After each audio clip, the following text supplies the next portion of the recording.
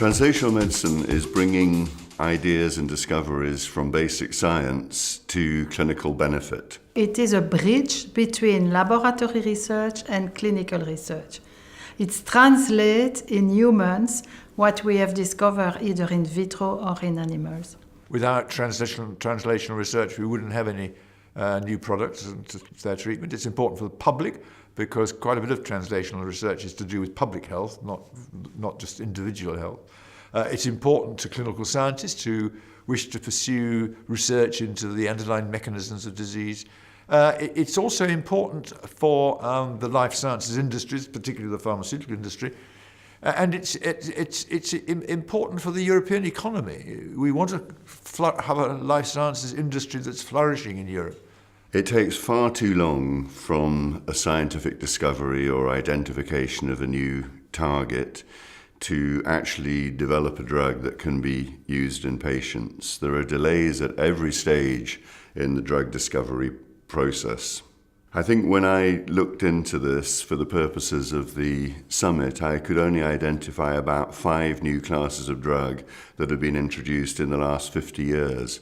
This is way below the numbers of new drugs seen in other areas like cardiovascular disease, metabolic disease, neuroscience. Well, I think right now what we see is it takes more than 14 years to basically take early target discovery all the way to approval. And approval isn't the end of that drug development because you have what's called phase 4 development, which could be years that pharma continues to have to support data management and understanding of the safety tolerability of the compound in a larger patient population. Well, toxicology studies are based on a paradigm that was developed 40, 50, 60 years ago as to what seemed like a good idea at the time. And one of the difficulties is there's never been a proper scientific rationale for the components of regulatory toxicology. Does it have to be as stringent? We just don't know.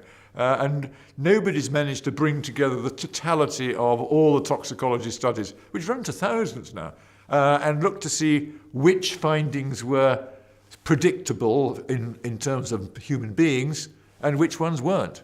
Regulatory authorities are becoming increasingly risk averse so that they're demanding more and more safety data before a drug goes on the market. And the problem with that is that it just puts up the cost of drug development. We are now curing a lot of patients with cancer. Not necessarily lung cancer, but many other diseases. And so those patients need to be surveyed for 20 years for side effects, for secondary tumor, for fertility, for example, but also for major societal issues. Do they keep a job? Do they get a job? Do they have a mortgage? If the current legislation is voted on data protection and that you cannot keep the data, have large database, using this data or follow a patient for 20 years, how can you assess long-term results? I think that the pharmaceutical community and academia are poised to actually have some of the best collaborations that we could have historically ever had. We have some of the best science and the best technology at this point in time to be able to have very strong and interactive collaborations. However, I think the pendulum has shifted way too far to the extreme with concerns about conflict of interest and relationships between academia and pharma that has resulted in less collaboration as compared to fostering more collaboration. The Clinical Trials Directive, by the Commission's own admission, has had some unforeseen consequences. The numbers of clinical trials between 2007 and 2011 have reduced by 25%. The cost of indemnity has increased by 800%, insurance, and the duration of getting authorization is now months.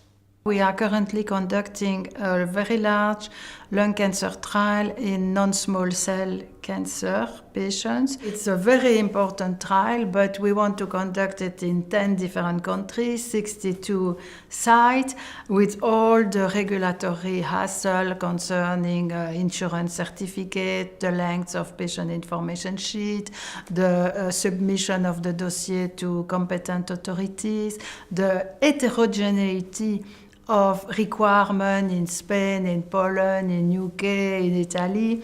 And so really launching a large trial, which is supposed to be a changing practice trial for non-small cell lung cancer, which is a very common disease and very life-threatening disease, it is a nightmare. I think the other barriers are related to the protocol development and the magnitude of interactions we have to go through various country health authorities to be able to get the protocol approved. And so I think if we had a harmonized process with our health authorities, that would be another opportunity to see more rapid drug development in terms of approval of protocols as compared to having to go through multiple amendments of protocols just simply based on an individual country. The European Commission has proposed a clinical trials regulation to replace the clinical trials directive, and that's been agreed by the European Parliament, so it'll come into force in about 2016, as I understand it. The new regulation means that it's a regulation and no adaptation or interpretation by each member state. That is a major difference between a directive, which needs to be implemented in national laws, while the regulation, that's it. You take it as it is. It's trying to produce some proportionality into it, and it's trying to introduce arrangements that will make it much easier to do clinical trials across member states. We know and we are confident that there are a lot of simplification, for example, single portal of entry, concentrate, harmonized pharmacovigilance, coordinated assessment between competent authority and ethics committee. So it goes in the very good direction. There are still points where we are more reluctant to see and to say that it's a major victory, but at least it's a major step forward. I think the European Respiratory Society can play a role in the future in facilitating drug development because we have access to patients, we interact with scientists, the pharmaceutical industry, and people who undertake clinical trials. So I think by understanding the delays in the process, we can help to break down the barriers and therefore accelerate drug development. Societies like the ERS and other societies like the ERS, along with patient advocacy groups, can come together in more of a collaborative relationship with pharma. And I would also have that collaboration joined by patient advocacy groups as well as health authorities to be able to align ourselves in terms of opportunities specifically related to perhaps new and novel efficacy endpoints. What we have to keep in Europe, because we have been pioneer, we have the capacity of excellence, we have the university, we have the patient, we have the expertise.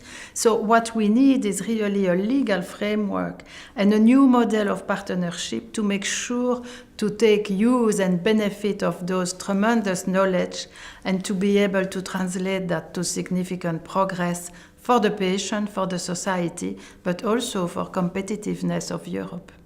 I think what is important, first of all, is to identify what the barriers are and then to consider ways to overcome these barriers. And I'm quite confident that we are going to make progress and accelerate the process of drug discovery.